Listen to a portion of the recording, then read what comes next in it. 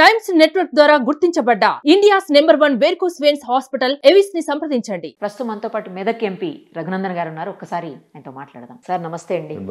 హైడ్రాని చాలా మంది సపోర్ట్ చేస్తున్నారు, హర్షం వ్యక్తం చేస్తున్నారు. కొంతమంది హైడ్రా బాధ అంటున్నారు, కొంతమంది హైడ్రా బ్యాడ్ అంటున్నారు. మీరేమంటారు? దీన్ని ఎలా సపోర్ట్ చేస్తారు? చూడాలంటే మజ్ను కళ్ళతో చూడాలి. ఒక సైన్స్ టీచర్గా పర్యావరణం పరిరక్షించాలని కోరుకునేటువంటి వ్యక్తిగా వాయనాడ్ లెక్క, ఉత్తరాఖండ్ లెక్క, కేదార్నాథ్ లెక్క హైదరాబాద్ కావద్దని కోరుకునేటువంటి ఒక పర్యావరణం మీద అవగాహన ఉన్నటువంటి వ్యక్తిగా చెరువులు, కుంటలు, నాలాలకు అడ్డంగా కట్టినటువంటి అన్ని కన్స్ట్రక్షన్స్ని బేషరతుగా తొలగించాలనేటువంటి మాటకి నేను కట్టుబడి ఉంటాను. ఇదేదో రేవంత్ రెడ్డి గారు మొదలుపెట్టిన కార్యక్రమం అని చాలామంది అనుకుంటున్నారు, భ్రమలలో ఉన్నారు. 1994లోనే అప్పటి కాంగ్రెస్ ముఖ్యమంత్రి గౌరవనీయులు స్వర్గీయ దివంగత కోట్ల విజయభాస్కర్ రెడ్డి గారు భాగ్యనగరంలో మీరాలం ట్యాంక్ అనేటువంటి ట్యాంకులో కబ్జాలు అవుతున్నాయి, అక్రమ కట్టడాలు కడుతున్నారని ఒక వార్త వస్తే రేచల్ చటర్జీ అని ఒక సీనియర్ IAS అధికారిని పంపించి మీరాలం ట్యాంక్ మొత్తం క్లీన్ చేయమని అప్పుడు రేచల్ చటర్జీ గారిని పంపిస్తే రేచల్ చటర్జీ గారి నాయకత్వంలో అప్పుడు మొత్తం అన్ని డిస్మెటల్ చేసేసినారు. కానీ ఇలా మీరాలం ట్యాంక్ ఉందా నిరూపం గారు. నా ఈ ఇంటర్వ్యూ తర్వాత నా విజ్ఞప్తి మీతోటి, మీరు చక్కగా భాగ్యనగరంలో ఉన్న ఓల్డ్ సిటీకి పోయి మీరాలం ట్యాంక్ ఏడుంది అని అడుగుండ్రి. చెరువులకు వచ్చే నీళ్ళు చెరువు లేకుండా చేస్తారు, కట్ట లేకుండా చేస్తారు, నాలాల మీద ఇండ్లు కడితిరి. మొన్న పోయిన నెలలో చిన్న వర్షం వస్తే హైదరాబాద్లో ఒక మాన్యువల్ ఓపెన్ అయింది. ఇంటి ముంగట ఆడుకున్న పాపకి ఏం తెలుస్తుంది? మాన్యువల్ ఓపెన్ అయింది, పోయి అందులో పడిపోయింది. పడిపోతే శవమై తేలింది. ఒక 2 సంవత్సరాల కూతురు పోగొట్టుకున్న తల్లిదండ్రుల కంఠశోష ఏందనేది ఒకసారి అర్థం చేసుకో. కాలేజీకి వస్తున్న ఒక 18 సంవత్సరాల అమ్మాయి స్కూటీ మీద వరద నీళ్ళలో కొట్టుకొని పోయి నాలలో ఎక్కడో అంబర్పేటలో శవమై తేలింది. ఎవరు బాధ్యత వహించాలి? నిరూపణ. ఆఫీస్ నుంచి వైఫ్ హస్బెండ్ వెళ్తూ కూడా వైఫ్ బండి మీద నుంచి జారి నీళ్ళలో పడి చనిపోయింది. సో ఎవరు బాధ్యత వహించాలి దీనికి?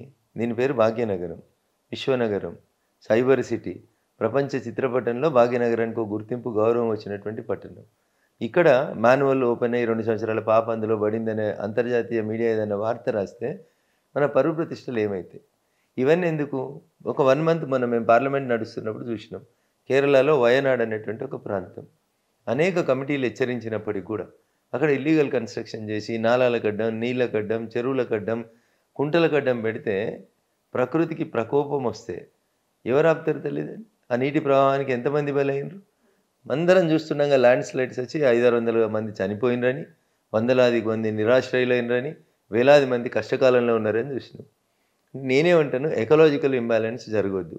చెరువు జాగాలో చెరువు ఉండాలి, కుంట జాగాలో కుంట ఉండాలి, వర్షం పడితే నీళ్ళు స్ట్రైట్గా పోవడానికి అవకాశం ఉండాలి. హైదరాబాద్లో భూముల ధరలు పెరిగినాయని, కుంటలు, చెరువులు, కబ్జాలు, నాలాలని మీకు తెలుసా? హైదరాబాద్లో 2522 చెరువులు, కుంటలు ఉన్నాయి. నిరుపమ గారు, మీరు భూతద్దం పెట్టుకొని తిరుగుండి, ఇప్పుడు ఎన్ని మిగిలినాయో లెక్క చూడండి. 160 అని సోలు వాళ్ళు చెప్తున్నారు. 2500 HMDA పరిధిలో 2252 కుంటలు ఉన్నాయని, వాటికి అన్నింటికీ బఫర్ జోన్లు గుర్తించి బౌండరీలు ఫిక్స్ చేయమని సాక్షాత్తు ఈ రాష్ట్ర సర్వోన్నత న్యాయస్థానం చెప్పింది. ఏం పని చేస్తుంది తల్లి HMDA? ఎంతసేపు పన్నులు వసూలు చేసుకుందామా, ఏడ సర్కారు భూమి ఉంటే అమ్ముకుందామా, అమ్ముతే ఎకరానికి 100 కోట్లు వస్తుందా, 2 రంగు రోడ్లు వేద్దామా, అందమైన బంగ్లాలు కడదామా, ఇదే హైదరాబాద్ డెవలప్మెంట్ అని చెప్దాం అనుకుంటే ఇది కాదు హైదరాబాద్ డెవలప్మెంట్. భవిష్యత్తులో భాగ్యనగరం కష్టకాలను ఎదుర్కోబోతుంది. కాబట్టి పర్యావరణాన్ని రక్షించడం కోసం నేను మాట్లాడుతున్నా తప్ప ఇది కాంగ్రెస్ పార్టీయో, భారతీయ జనతా పార్టీయో, లేకపోతే BRS పంచాయతీయో కాదు. ఇది భాగ్యనగరంలో ఉంటున్న 140 కోట్ల మంది ప్రజల గొంతుకగా Raghunandan Rao is the voice of voiceless అని నాకు ఈ రాష్ట్ర ప్రజలు ఏ బిరుదునైతే ఇచ్చారో అట్లా ఎవరైతే గొంతు లేని వాళ్ళు ఉన్నారో ఆ గొంతు లేని వాళ్ళ పక్షాన నేను నిలబడి మాట్లాడాలనుకుంటున్నాను. ఎస్, గరీబులకు అన్యాయం జరుగుతుంది, నాలాల మీద ఇల్లుగులో కొడుతున్నారు. నేనేమంటున్నా, ఎన్ కన్వెన్షన్ కట్టి ఒక దావత్కి ₹1 కోటి తీసుకున్నాడు హీరో గారు. అట్లా 2014లోనే హైకోర్టు దాని మీద విచారణ జరిపి కూలగొట్టమని చెప్పింది. 2014 నుంచి 2024 దాకా ఎన్ కన్వెన్షన్లో అయిన దావతులన్నీ, వచ్చిన పైసలన్నీ అవి రికవరీ చేయండి. రికవరీ చేసి ఇట్లా కొట్టుకుపోతున్న వాళ్ళకి, అట్లా నాలాల మీద ఇండ్లు కట్టుకున్న వాళ్ళకి, గరీబ్ వాళ్ళని తీసుకొచ్చి మీరు 1 ఎకరం అమ్మితే 100 కోట్లు వస్తుంది కదా రింగ్ రోడ్డు పక్కన. ఆడ మనిషికి 150 గజాల స్థలం ఇచ్చి చిన్నది ప్రధానమంత్రి ఆవాస్ యోజన కింద ఓ ఇల్లు కట్టి వాళ్ళకి 10 ఎకరాలు అమ్మకుండ్రి. 1000 కోట్లు తక్కువైతే ఏమవుతుంది రాష్ట్ర బడ్జెట్కి? లేదు, కాలేజీలు ఉన్నాయి. సల్కం చెరువులో కట్టిన ఫాతిమా కాలేజో, లేకపోతే అక్కడ కుత్బుల్లాపూర్లో కట్టిన మల్లారెడ్డి గారి మెడికల్ కాలేజో, లేకపోతే అక్కడ కట్టిన అనురాగ్ యూనివర్సిటీ పల్లా రాజేశ్వర రెడ్డి గారి మెడికల్ కాలేజీలోనో ఒక్కొక్క మెడికల్ సీటు కోట్లకు అమ్ముకుంటున్నారు కదా. వాళ్ళ దగ్గర ముక్కు విండా డబ్బులు వసూలు చేయండి. చేసి ఆ డబ్బులతోటి ఎవరైతే చెరువులకి, నాలాలకి ఎవరో బిల్డర్ అన్యాయంగా కట్టి HMDA అనుమతి ఇచ్చి అకాలంగా ఇబ్బందులు పడి ఇప్పుడు రోడ్డు మీద పడేటువంటి పరిస్థితి వచ్చినటువంటి కుటుంబాలను ఐడెంటిఫై చేసి రింగ్ రోడ్డు పక్కన వాళ్ళకి మీరు ఏదైతే ఎకరం అమ్మితే 100 కోట్లు పోతుందో ఆ భూమిలో 150 గజాలు, దే విల్ ఫీల్ హ్యాపీ. రాష్ట్ర ప్రభుత్వం ఏమాత్రం మానవత్వంతో వ్యవహరించలేదా? గరీబోని ఇల్లు కూలగొట్టేందుకేమో ఉత్సాహం వస్తుంది, సల్కం చెరువు కూలగొట్టమంటేనేమో ఇంకోటి చెప్తారు. ఆయన బారిస్టరు, ఓ పార్టీని నడిపిస్తుండు, దేశమంతా ప్రచారం చేస్తాడు. వాళ్ళ తమ్ముడేమో లీడర్ ఆఫ్ అపోజిషన్ వాళ్ళ పార్టీ నుంచి, అసెంబ్లీలో ఏది పడితే అది మాట్లాడుతుంటాడు. మరి చెరువులు కట్టేటప్పుడు అన్నం తినలే? సుప్రీంకోర్టు చెప్పింది కదా ఈ దేశంలో చెరువులు కుంటలు నాలాల్ని కాపాడాలి అని చెప్పింది. ఎవరైనా కడితే కూలగొట్టమని చెప్పింది. What is wrong with you? మీరు ప్రజాప్రతినిధులే ఇట్లా చేస్తూ ఉంటే, బ్లాక్మెయిల్ చేస్తూ ఉంటే ఎట్లుంటుంది? కాబట్టి హైడ్రా నిష్పక్షపాతంగా, అది తెల్ల జెండా వల్లదా, పచ్చ జెండా వల్లదా, ఆకుపచ్చ జెండానా, ఎర్ర జెండానా, 3 రంగుల, ఈ జెండానా, ఆ జెండానా పక్కకు పెట్టుండ్రి. ఏ జెండా వాళ్ళు చెరువులున్నా తొలగించుండ్రి. ఒకవేళ గరీబోడు ఉంటే ఆ గరీబోనికి ప్రత్యామ్నాయ మార్గం చూపించుర్రి. ప్రత్యామ్నాయ మార్గం ఎట్లా చూపించాలనేది మీకు డౌట్ ఉంటే అఖిల పక్షాన్ని పిలువుండ్రి. నాలాంటి వకీలను 10 మందిని పిలువుండ్రి, చెప్తాం సమాధానం. వాళ్ళ దగ్గర వసూలు చేయండి, గరీబోళ్ళకి ఈయనరే అంటున్నాం. What is wrong with this government? నీతిని నిజాయితీని ఉన్నట్టు మాట్లాడితే రఘునందన్ హైడ్రాకి ఎట్లా సపోర్ట్ చేస్తాడు? రఘునందన్ హైడ్రాకి సపోర్ట్ చేస్తాడు, గరీబోనికి సపోర్ట్ చేస్తాడు. ఈ ఊరు బాగుంటే రఘునందన్ ఊర్లో బతుకుతా అనుకుంటున్నాడు. ఊరుని చంపి ఊర్లో ఎట్లా బతుకుతారు మీరు? ఈ ఊరే లేకపోతే, చెరువే లేకపోతే చేపలేడు ఉంటాయి? నిరుపమ గారు, చెరువు ఉంటే చేపలు ఉంటాయి. ముందు ఈ భాగ్యనగరంలో ఈ హెచ్ఎండిఏ పరిధిలో ఉన్న చెరువులు కుంటల్ని రక్షించుండ్రి. ఇది రఘునందన్ చెప్తలేడు, సుప్రీంకోర్టు ఎప్పటి నుంచో చెప్తా ఉంది, హైకోర్టులు చెప్తా ఉన్నాయి. కాపాడండి అంటున్నాం. వీళ్ళు ఒక ఆయన మొదలుపెట్టిండి ఆ పని. Why can't you appreciate that officer or government? మీకు వచ్చిన కడుపు నొప్పి ఏంది? ఇది నా వాదన. అంటే ఎన్కన్వెన్షన్ విషయంలో కోర్టులో స్టే ఉన్నా కూడా అలా చేశారు అనేది స్టే లేదు నిరుపమ గారు. మీడియా అత్యుత్సాహం తప్ప ఏ కోర్టు ఎన్కన్వెన్షన్ కూలగొట్టొద్దని చెప్పలే. 2016లోనే పబ్లికేషన్ అయింది, 2016లోనే కూలగొట్టాలి. కానీ అప్పుడు ఉన్నటువంటి ప్రభుత్వం వాళ్ళకు ఉన్నటువంటి ఆర్థిక లావాదేవీలో ఇంకేమైనా సంబంధాలు ఉన్న బాంధవ్యాలు ఉన్నాయో నాకు తెలియదు, వాటితోటి కాపాడిర్రు.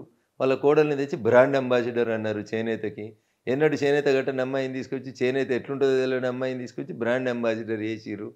అప్పుడున్న ప్రభుత్వం తన బాధ్యతని విస్మరించిందని, ఇప్పుడు వచ్చినటువంటి ప్రభుత్వం తన బాధ్యతని మర్చిపోతా అంటే భావితరాలు మిమ్మల్ని క్షమించాయనేది నా లాజికల్ ఆర్గ్యుమెంట్. అంటే కక్ష సాధింపుతోటే ఆ గవర్నమెంట్తో మంచిగా ఉన్నారు కాబట్టి కక్ష సాధింపు అక్కడ, తర్వాత జన్వాడ ఫామ్ హౌస్ విషయంలో కూడాను కావాలని చెప్పి చేస్తున్నారు. అసలు వీళ్ళకి సంబంధం లేదు, హైడ్రాతో సంబంధం లేకపోయినా కూడా కావాలని చెప్పేసి బదనాం చేయడానికే చేస్తుంది గవర్నమెంట్ అని కూడా మాట్లాడుతూ ఉన్నారు. అంటే మిమ్మల్ని సపోర్ట్ ఈ ఆర్గ్యుమెంట్ చేసేటువంటి మిత్రులందరికీ నాదొక విజ్ఞప్తి. కాలం చాలా గొప్పది. ఒక 3 సంవత్సరాలు వెనక్కెళ్ళుండ్రి. రేవంత్ రెడ్డి అయినట్టు ఆయన మల్కాజ్గిరి ఎంపీ హోదాలో, పిసిసి అధ్యక్షుని హోదాలో, జన్వాడలో గౌరవనీయులు కేటీఆర్ గారు అన్నట్టు ఆయనకు ఫామ్ హౌస్ ఉన్నది, ఆడ ఇల్లీగల్ కన్స్ట్రక్షన్స్ అవుతున్నాయని పోయి గేట్ బయటకు పోయి డ్రోన్ కెమెరా ఎగరేసిండు. ఆ రోజు కేటీఆర్ చెప్పలే ఆ ఫామ్ హౌస్ నాది కాదు అని చెప్పలేదు, అందులో ఇల్లీగల్ కన్స్ట్రక్షన్స్ లేవు అని చెప్పలేదు. ఉంటే ఆ రోజే గులగొట్టాల్సింది, ఎందుకంటే నువ్వు MUD minister, municipal urban development authority మినిస్టర్వే నువ్వు కాబట్టి కూలగొట్టలేదు. అప్పుడు ఏం చేసినావు? డ్రోన్ కెమెరా ఎగిరేసినందుకు దేశంలో ఉన్న సెక్షన్లన్నీ వెతికి పట్టుకొని ఒక ఎంపీని తీసుకుపోయి రిమాండ్ చేసి చెర్లపల్లి జైలుకు పంపించినావు. కాలం మారింది. 3 సంవత్సరాల తర్వాత ఇప్పుడేమంటున్నాడు? ఆ ఫామ్ హౌస్ నాది కాదు, నా దోస్తుది, నేను లీజుకు తీసుకున్నా అన్నాడు. ఇదే మాట 3 సంవత్సరాల క్రితం ఎందుకు చెప్పలేదు? ఒక మంత్రి హోదాలో ఉండి ఎందుకు అబద్ధమాడినావు? కంప్లైంట్ ఎవరు ఇచ్చిర్రు? నీ ఫామ్ హౌస్ ఫోటోలు తీసిండనే కదా, నీ ఫామ్ హౌస్ మీద డ్రోన్ ఎగిరేసిండనే కదా నువ్వు కేసు పెట్టి ఒక ఎంపీని లోపలికి పంపించినావు. డ్రోన్లు చాలా ఎగిరేస్తారు రాష్ట్రంలో. పెళ్లిళ్ళలో ఎగిరేస్తారు, బరాతులలో ఎగిరేస్తారు, జులూసులలో ఎగిరేస్తారు, వినాయక నిమజ్జనంలో ఎగిరేస్తారు, శ్రీరాముని శోభయాత్రలో ఎగిరేస్తారు. మరి డ్రోన్ ఎగిరేస్తే నేరమా? ఆ రోజు నువ్వేం చేసినావు? నీ ఫామ్ హౌస్లో నీ వ్యక్తిగత జీవితానికి భంగం కలిగించిండని చెప్పి రిమాండ్ చేసినావు. మరి ఆ రోజు కాను ఈ రోజు ఎట్లా మారిపోయింది 3 సంవత్సరాల తర్వాత? కాబట్టి జన్వాడని జన్వాడగానే చూడుండ్రి. ఫ్యాక్ట్స్ ఏముంటే ఫ్యాక్ట్స్ ప్రజల ముందు ఉంచుండ్రి. దాంట్లో నాకు కేటీఆర్ ఏం శత్రువు కాదు, రేవంత్ రెడ్డి అని చుట్టం కాదు. నాకు ఫ్యాక్ట్స్ ఆర్ ఫ్యాక్ట్స్. ప్రజలు ఏమంటారు? ముందుగా మీ లీడర్లో ఇగులగొట్టుర్రు అంటారు. స్వామి వివేకానంద ఏం చెప్పిండు? బోధించే కంటే ముందు ఆచరించమన్నాడు. అదే చేయమని చెప్తా ఉన్నా. ఇలా ఏదో పేపర్లో చూసిన సీఎం తమ్ముని ఇంటికి నోటీస్ వచ్చి కూలగొట్టుర్రి. ముందుగా సీఎం తమ్ముడు అన్న వాళ్ళ ఇల్లు కూలగొట్టి, ఇగో మేము కూలగొట్టుకున్నాం, మిగతా వాళ్ళు కూడా కూలగొట్టుకోరు అని చెప్పుండ్రి. దిస్ ఇస్ వాట్ ఏ చెరువు అని ఉండని తల్లి. హెచ్ఎండిఏ పరిధిలో ఉన్న 2252 చెరువులలో ఎవడు ఎక్కడ కట్టినా, ఏ రంగోడు కట్టినా అంటున్నాను నేను. ఇంకేం కావాలి మీకు? దానికి ఇంకా రంగులు ఎందుకు, కులాలు ఎందుకు, మతాలు ఎందుకు? దానికి ఒక ఆయన మతం పేరు తీసుకొస్తాడు, ఒక ఆయన టీఆర్ఎస్ పేరు తీసుకొస్తాడు, ఒక ఆయన నేను ప్రతిపక్షం అంటాడు. కట్టేటప్పుడు అధికార పక్షం అని కట్టిరు కదా, ఇలా ప్రతిపక్షం అయితే గులగొట్టద్దని ఎక్కడ ఉంది? కట్టిన రోజు ఎందుకు కట్టినవు? ఏం అనుమతులు ఇస్తారు? ఎట్లా ఇస్తారు? సో అనుమతులు తీసుకొని కట్టినా, చికం భూమిలో కట్టినా, బఫర్ జోన్లో కట్టినా, ఎఫ్టీఎల్లో కట్టినా కూలగొట్టదు. 111 జీవోల పరిధిలో కట్టినా 111 జీవోలు అసలు ఇక దాని గురించి మనం మాట్లాడితే ఒక రోజు అంతా పడుతుంది. దానిలో జరిగినంత ఘోరాలు, అన్యాయాలు ఇంకెక్కడ జరుగుతలేవు. 111 జీవో భాగ్యనగరానికి మంచినీళ్ళు ఇచ్చేటువంటి 2 జంట జలాశయాల్ని పరిరక్షించాలనే ఉద్దేశంతో అప్పుడున్నటువంటి ప్రభుత్వాలు తీసుకొచ్చినటువంటి జీవో. ఇలా చాలామంది ఆర్గ్యుమెంట్ చేస్తారు, ఆ 2 జలాశయాలకి నీళ్ళు తీసుకుంటలేం కదా. ఇట్ ఈస్ ఎ ఫ్యాక్ట్, నీళ్ళు తీసుకుంటలేం. భాగ్యనగరానికి కృష్ణా నెల జలాలో లేకపోతే గోదావరి జలాలను తీసుకొచ్చి పైప్ లైన్లలో ఇస్తున్నాం, కొంతమేర తీసుకుంటున్నారు కదా అనుకుందాం. వాళ్ళు వాదించేది ఏంటంటే ఎప్పుడో చంద్రబాబు నాయుడు కృష్ణా జలాలు తెచ్చిండు, లేకపోతే కేసీఆర్ ఇటుకెళ్ళి గోదావరి జలాలు, అనుకుందాం ఒక్క నిమిషానికి, అనుకుందాం. రైట్, మీరు ఆర్గ్యుమెంట్ కరెక్ట్. అసలు మీరు అందరు మర్చిపోతే ఇంకో ఆర్గ్యుమెంట్ చెప్తాను. మీరు ఎప్పుడన్నా రింగ్ రోడ్ మీద తిరిగిండ్రా? కండిపేట ఉస్మాన్ సాగర్ చెరువు కట్టల కంటే పెద్ద కట్ట ఉంటుంది, ఇది దాటి నీళ్ళు అవతలకి ఎట్లా పోతాయి చెప్పు. రింగ్ రోడ్ లోపల 111 జీవో ఉందనుకోర్రి. సో అందుకనే it is a vast subject. దాన్ని విభిన్న కోణాల్లో చూడాలి. చాలా గ్రామాలు ఉన్నాయి, లక్షల ఎకరాల భూమి ఉంది. సో ఒకవేళ మీరు 111 ఎత్తేయాలనుకుంటున్నారు, దాని మీద ఒక ఎకలాజికల్ సర్వే చేద్దాం. దాన్ని ఎట్లా చేద్దామా, గ్రీన్ సిటీ చేద్దామా, దాన్ని ఒక హెర్బల్ సిటీ చేద్దామా, దాన్ని ఎట్లా డెవలప్ చేద్దాం, అక్కడ ఇండ్లు కడితే ఎన్ని చెట్లు పెట్టాలని చెప్దాం, భవిష్యత్ తరాలకు ఆక్సిజన్ అందించేందుకు దాన్ని ఎట్లన్నా వాడుకుందామా 111 జీవోని, దీని మీద అధ్యయనం చేయండి. సైంటిఫిక్గా రీసెర్చ్ చేసిన తర్వాత మాట్లాడుకుందాం.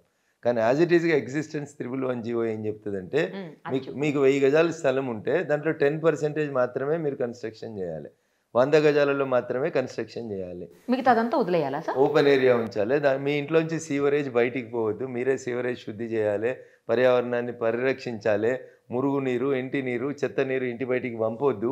దాంట్లో so many restrictions are there. దాంట్లో పోయి మెడికల్ కాలేజీలు కట్టిరి, దాంట్లో పోయి ఇంజనీరింగ్ కాలేజీలు కట్టిరి, దాంట్లో పోయి పెద్ద పెద్ద ఫామ్ హౌజులు కట్టిరి. ఇట్లా అయితే చట్టాన్ని పరిరక్షించాల్సిన మనమే ఆ గీత దాటి బయటికి పోతుంటే అధికారులు ఏం చేస్తారు? అధికారులను తిడితే ఏమొస్తుంది? కాబట్టి it is a different subject and it has to be debated. పబ్లిక్లో చర్చ జరగాల్సిన అవసరం ఉంది. ప్రజల అభిప్రాయం మేరకు ప్రభుత్వాలు నిర్ణయాలు తీసుకోవచ్చు. ప్రజల చేత ఎన్నుకోబడినటువంటి ప్రభుత్వం దే ఆర్ ఎట్ లిబర్టీ, వాళ్ళు ఒక ఆర్డర్ తీసుకురావాలంటే తీసుకురానియండి, కానీ అందరికి చెప్పి చేయండి అంటున్నా. హైడ్రా జస్ట్ ఒక 99 ఒక జీవో తోటి వచ్చింది. హైడ్రాకి ఏమీ వ్యాలిడిటీ లేదు, తర్వాత శాంక్టిటీ కూడా లేదు, దానికి ఏమీ ఉపయోగం ఏముంటుంది, దాన్ని రేపు ఇవాళ కాకపోతే రేపు అయినా సరే తీసి అవతల పడేస్తారు, ఎవరైనా కోర్టుకి వెళ్తే ప్రాబ్లం అవుతుంది అని చెప్పేసి కొంతమంది మాట్లాడుతున్నారు. హైడ్రా కంటిన్యూ కాదు అని. ప్రభుత్వం ఏదైనా జీవోనే ఇస్తుంది. 2007, 2008లో చెరువులు కుంటల పరిరక్షణ కోసం అప్పటి ఉమ్మడి ఆంధ్రప్రదేశ్ హైకోర్టులో జడ్జిమెంట్స్ వచ్చిన తర్వాత అప్పుడున్నటువంటి కాంగ్రెస్ ప్రభుత్వం 2010వ సంవత్సరంలో జీఓఎంఎస్ నెంబర్ 154 అని ఒక జీవోని తీసుకొచ్చింది. ఆ జీవో ప్రకారం protection of lakes and committees and ఈ 111 జీవోని ఎట్లా రక్షించాలి వీటి గురించి గైడ్ లైన్స్ ఉంది ఆ జీవో లోపల. జీవోలు చాలా వస్తున్నాయి, మరి జీవోలు కొట్టేస్తారంటే మరి ప్రభుత్వం జీవో ఎందుకు ఇస్తుంది? హైడ్రాకి ఏం అధికారం లేని ఎందుకు కొట్టేస్తుంది? సుప్రీంకోర్టుకి ఏం అధికారం లేదని కూడా కొంతమంది వాదిస్తారు మూర్ఖంగా. సుప్రీంకోర్టే చెప్పింది కదా పర్యావరణాన్ని పరిరక్షించండి. అవన్నీ వదిలేయండి నిరుపమ గారు, ఎక్కువ చదువుకోలేదు, మనం ఏలుముద్రలవే అనుకుందాం ఒక్క నిమిషానికి. వాయనాడులో ఎందుకు అట్లా జరిగింది? ప్రకృతి విధ్వంసం మనం చేసి, వద్దన్న పనులు చేసి, ప్రకృతికి విరుద్ధంగా మనం బిహేవ్ చేస్తేనే కదా. వాయనాడు 4 రోజులే అయింది కదా, కళ్ళ ముంగట కనబడతలేదా? వాయనాడు కళ్ళ ముంగట కొట్టుకుపోయి బురదలు తెలిన శవాలు కనబడతలేవా మనుషులకి? ఈ రోజు మంచిగుంటే చాలు, రేపు హైదరాబాద్ ఉంటే ఎందుకు కొట్టుకుపోతుందని ఎట్లా ఆర్గ్యూ చేస్తారు మీరు? ఎట్లా ఆర్గ్యూ చేస్తుండొచ్చు, కానీ నేను ఒప్పుకొని దాన్ని. భాగ్యనగరం రక్షించబడాలి అంటున్నా, ఇది ఇంకా అంతర్జాతీయంగా ఎదగాలి అని చెప్తున్నా. మేము ఢిల్లీలో ఉంటాం కదా, క్లైమేటిక్ కండిషన్ చూస్తే బాధ అనిపిస్తుంది. భాగ్యనగరం ఎంత బాగుందని సంతోషపడతాం. ఢిల్లీ అన్నిటికీ ఎక్స్ట్రీమ్గా ఉంటుంది, వర్షానికి ఎక్స్ట్రీమ్ ఉంటుంది, చలికి ఎక్స్ట్రీమ్ ఉంటుంది, ఎండకి ఎక్స్ట్రీమ్ ఉంటుంది, ఇబ్బంది అనిపిస్తుంటుంది. అదే మా హైదరాబాద్ ఎంత బాగుంది అని గర్వంగా ఫీల్ అవుతుంటాం. అట్లాంటి భాగ్యనగరం ఒక వారసత్వ సంపద ఉన్నటువంటి ఈ పట్టణాన్ని కాపాడండి అంటున్నాం. దానికి రాజకీయ రంగం ఎందుకు రుద్దుతారు? అంటే హైడ్రాని తీసేస్తారు, ఎవరు తీసేస్తారు తల్లి? ఎవరు తీసేస్తారు? సరే ఉన్న రోజులు అయితే ఆయనను పని చేయనియండి, తీసేసినప్పుడు తీసేయనిరు. ఎవరు తీసేస్తారు, ఎట్లా తీసేస్తారో తర్వాత మాట్లాడుకుందాం. అంటే దాన్ని జీవోని అసెంబ్లీలో ఓకే చేయించేసుకుంటే అందరి సమక్షంలో దాన్ని ఇప్పుడు ఆగుతుంది అసెంబ్లీలో. ప్రభుత్వం ఏదైనా అసెంబ్లీ నడినప్పుడు జీవో రూపంలోనే తీసుకొస్తారు, ఆర్డినెన్స్ రూపంలోనే తీసుకొస్తారు, క్యాబినెట్ అప్రూవల్ చేసినాక వస్తుంది.